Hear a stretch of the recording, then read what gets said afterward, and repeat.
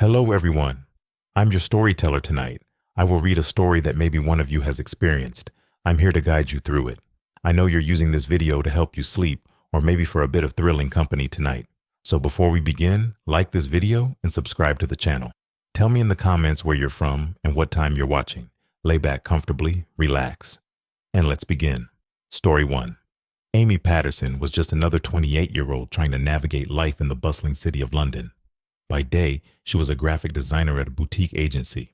By night, she often curled up in her small apartment in Camden, scrolling through endless profiles on TrueMatch, a dating app her friend had convinced her to try. It wasn't her first time using the app, but tonight was different. Her thumb hovered over a profile that caught her eye. Ethan Blake, 32, entrepreneur, loves hiking and cooking. His photos were polished but not overly so. One showed him standing by a waterfall, another cooking in a modern kitchen. His smile was warm and inviting, the kind that disarmed her usual skepticism. Swipe right. The match was instant. A message pinged almost immediately. Ethan. Hey, Amy, I was hoping you'd swipe right. Your profile caught my attention. Artistic and adventurous, perfect combo. Amy chuckled softly, her apprehensions melting as their conversation flowed effortlessly. They talked about everything, favorite coffee spots, their shared love for indie music, even their dream travel destinations. Ethan suggested meeting in person, and after some hesitation, Amy agreed. Let's meet at Montrose Cafe, 7 p.m. tomorrow. The Montrose Cafe was a cozy, trendy spot in the heart of Soho. Amy arrived early, her nerves jangling despite her best efforts to appear calm. She chose a corner table, giving herself a clear view of the door. When Ethan walked in, he was just as his pictures had shown, tall, with neatly styled hair and an easy confidence. But something about his presence seemed larger than life. He greeted her warmly, his deep voice resonating in a way that made her stomach flutter. The date went flawlessly. Ethan was attentive, funny, and charming. He even paid for their coffee despite her insistence to split the bill. As they said their goodbyes, he leaned in slightly and said, "I'll text you tonight. This was fun." But as he walked away, Amy noticed something strange. He turned back toward her, standing in the shadows just beyond the cafe's window. He wasn't smiling this time, he was just staring.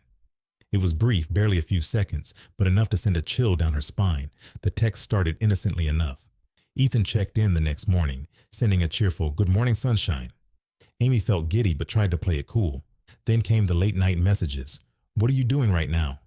Why didn't you reply sooner? I know you're online." Amy's unease grew. She rationalized it as overenthusiasm. Yet, when Ethan casually mentioned the exact drink she ordered during her coffee run that morning, something she hadn't told him, her heart sank. Was he following her? Amy decided to take a step back, but Ethan wouldn't let her. He began showing up unannounced, first at her favorite cafe, then near her workplace. His excuses were always plausible. "I was just passing by," or "What a coincidence." One night, as Amy returned home, she noticed a shadow lingering by her building's entrance. She walked faster, her keys clenched tightly in her hand. The figure moved toward her, and her stomach dropped when she recognized Ethan's silhouette. "Ethan, what are you doing here?" Her voice trembled. "I wanted to surprise you," he said, his tone calm but his eyes unsettlingly intense. "You've been distant, Amy. I just want to know why." Amy confided in her friend Laura, who urged her to cut off all contact. "Block him on everything," Laura said. "This isn't normal." But it wasn't that simple. Ethan began sending her emails, slipping notes under her door. Each message grew more frantic, more unhinged. The final straw came when Amy discovered her apartment door slightly ajar one evening, her belongings eerily untouched but out of place. She called the police, but without clear evidence, they couldn't do much. "Be vigilant," the officer had said. The confrontation came 2 nights later. Ethan cornered her outside her building, his usually calm demeanor replaced by desperation. "Why are you avoiding me, Amy? I thought we had something real." Her voice broke as she screamed for help, her neighbors spilling into the street. Ethan ran, but the damage was done. Amy spent the night filing a restraining order. Months later, Amy moved to a new apartment and deleted all her dating apps. The experience left her wary but grateful for her instincts. One day she received a message from Laura, a news article titled "Serial Stalker Apprehended." The mugshot was unmistakable: Ethan Blake. Amy shivered as she read about his past victims, realizing how close she had come to becoming one. Hello, everyone. I hope my story reminds you to always trust your instincts. Stay safe out there and be careful who you let into your life. Story 2. Sophia Harper was a 30-year-old marketing executive living in Manchester. Her days were filled with meetings, deadlines, and client calls, but her nights, they were painfully quiet. Having recently moved to a new flat in the city center, she often found herself staring at the glowing screen of her phone, scrolling endlessly through dating apps. She wasn't desperate, but loneliness had a way of creeping in during the late hours. One rainy Thursday night in September 2021, Sophia found herself opening True Match, the dating app her best friend had sworn by. After a few casual swipes, a profile stopped her in her tracks. Daniel Reed, 33, graphic designer, loves exploring abandoned places. His bio was short but intriguing, and his photos exuded a certain rugged charm. He had a sharp jawline, piercing green eyes, and a mischievous smile that seemed to promise adventure. Sophia hesitated, then swiped right. The match was instant. Daniel. Hey, Sophia. Finally, someone with a smile as bright as yours. What's your favorite abandoned place to explore? Sophia chuckled at his directness, feeling a mix of flattery and curiosity. They chatted late into the night, discovering shared interests like old architecture, horror films, and late-night coffee runs. By midnight, Daniel suggested meeting in person. How about this weekend? There's a great little spot I know, the Ivy Cafe, Saturday at 6 p.m. Sophia agreed, her heart racing with a mix of excitement and nervous anticipation. Saturday evening arrived with an overcast sky. Sophia chose a casual yet chic outfit and arrived at the Ivy Cafe 10 minutes early. The warm, inviting glow of the cafe's vintage lighting offered a comforting contrast to the gray drizzle outside. Daniel arrived precisely at 6. He looked even better in person. His presence commanded attention. He greeted Sophia with a warm smile, his voice rich and steady as he said, "It's great to finally meet you." Their conversation flowed effortlessly. Daniel shared stories of his adventures, including a memorable night he spent exploring an abandoned hospital in Sheffield. Sophia laughed at his wit, but a subtle unease lingered in the back of her mind. His eyes, though friendly, seemed to study her a little too intensely. As they parted ways, Daniel took her hand gently and said, "Let's do this again soon. I'll message you." Sophia nodded, her stomach fluttering with excitement and something she couldn't quite name. But as she watched him walk away, she noticed him glancing back, once, then twice. His smile was gone, replaced by a look she couldn't quite read. The following week, Daniel texted often, too often. Daniel. Morning, Sophia. Hope you're smiling today. Daniel. What are you up to right now? Daniel. I passed by your office earlier. That coffee shop across the street looks nice. Sophia froze at the last message. She hadn't told Daniel where she worked.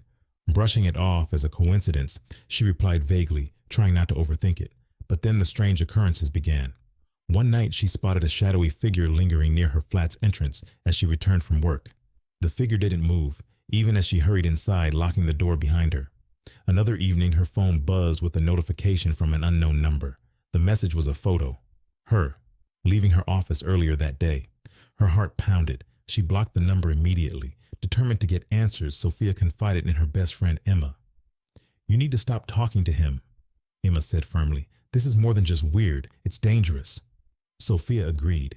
She sent Daniel a message, politely ending things. His response came instantly. Daniel. "You can't just cut me off, Sophia. I thought we had something special." The messages didn't stop. They became more erratic, more threatening. Daniel. "I know where you live." Daniel. "You're mine, Sophia." Sophia reported him to the police, but without concrete evidence, their hands were tied. A week later, Sophia returned home late after a work event. As she approached her building, the streetlights flickered ominously. Her phone buzzed. Another message from an unknown number. "Look behind you." Sophia froze, her breath catching in her throat. Slowly she turned. Daniel stood just a few feet away, his face twisted with anger. "You can't ignore me," he hissed, stepping closer. Panicking, Sophia ran toward her building. She fumbled with her keys, Daniel's footsteps echoing behind her. Just as she swung the door open, a neighbor stepped into the hallway, startling Daniel. He froze, then turned and disappeared into the night. The police launched an investigation, eventually tracing Daniel's activities to multiple stalking incidents across the region. He was arrested a month later. Sophia moved to a new city, cutting all ties to her past. Though she found solace in her new life, the memory of Daniel's piercing gaze haunted her dreams. Hello, everyone. Thank you for listening to my story. Let this be a reminder to trust your instincts and stay vigilant, stay safe, and always be cautious when meeting someone new. In the summer of 2022, Sarah Mitchell was 27 years old, single, and ready to mingle. Living in Boston, she worked long hours as a nurse in a trauma unit. The stress of her job left little time for socializing, so she decided to try something new. True Match, a dating app her friend recommended. Sarah wasn't looking for anything serious, just someone to share a drink with and maybe a few laughs. Late one evening, as she scrolled through profiles, she landed on one that stood out. James Carter, 31, entrepreneur, loves animals and hiking. His photos showed him smiling with a golden retriever and hiking in the Blue Ridge Mountains. His bio read, "Life is an adventure meant to be shared." Sarah hesitated for a moment but swiped right. Within seconds, it was a match. James, "Hey there. I couldn't believe someone as gorgeous as you would match with me." Sarah chuckled. A little cheesy, but charming. They chatted for hours, talking about everything from favorite TV shows to their love for the outdoors. James suggested meeting in person. "How about Friday at the Green Orchid Cafe? What time is 7 p.m.? Sarah hesitated. Meeting someone from an app felt risky, but James seemed genuine, and she could always leave if something felt off. She agreed, not realizing this decision would change her life forever. The Green Orchid Cafe was a cozy, bustling spot in downtown Boston. Sarah arrived a few minutes early, dressed casually in jeans and a soft blue sweater. She found a table near the window, her nerves buzzing. When James arrived, Sarah's first thought was how handsome he was. His photos hadn't done him justice. He had sharp features, warm brown eyes, and a disarming smile. "Sarah?" he said, his voice deep and soothing. Their conversation flowed easily. James was attentive, asking about her work and sharing stories of his own adventures. He laughed at her jokes and made her feel like the only person in the room.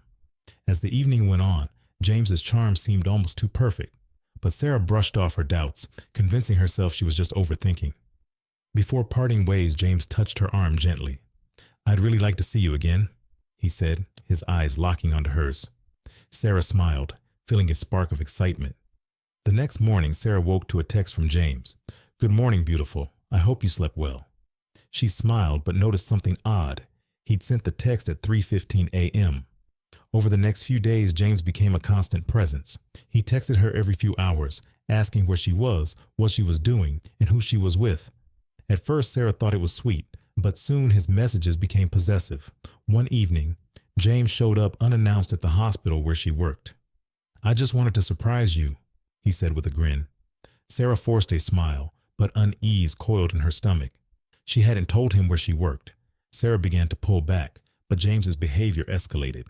He started sending her gifts, flowers, chocolates, even jewelry, despite her protests. Then one night, she noticed a car parked across the street from her apartment. Its headlights were off, but she could feel someone watching. The next morning, Sarah found a note slipped under her door. "You're mine, Sarah. Don't forget that." Terrified, she blocked James's number and reported him to the police. They advised her to stay vigilant but couldn't do much without more evidence. Sarah's nightmare came to a head 2 weeks later. She was walking home late after a shift when she heard footsteps behind her. Turning, she saw James, his face shadowed under a street lamp. "Why are you avoiding me?" he demanded, his voice low and menacing. "I don't want to see you anymore," Sarah said, trying to sound firm despite the fear in her voice. James stepped closer, his smile gone. "You don't get to decide that." Sarah's heart pounded. She turned and ran, her footsteps echoing through the empty streets. She reached her apartment and slammed the door behind her. But before she could lock it, James forced his way in. "Don't make this harder than it has to be," he said, his tone cold. Sarah grabbed a kitchen knife, her hands trembling. "Get out," she screamed. In the chaos that followed, a neighbor heard the commotion and called the police. They arrived just in time to pull James away, his eyes filled with rage as they dragged him out in handcuffs. James was arrested and charged with stalking and attempted assault. Investigators discovered he had a history of targeting women through dating apps, but Sarah was the first to report him before it was too late. Months later, Sarah moved to a new city and deleted all her dating apps. The experience left her shaken, but stronger. Hello, everyone. Thank you for listening. Let this be a reminder to trust your instincts and prioritize your safety. Always be cautious with who you meet, online or otherwise.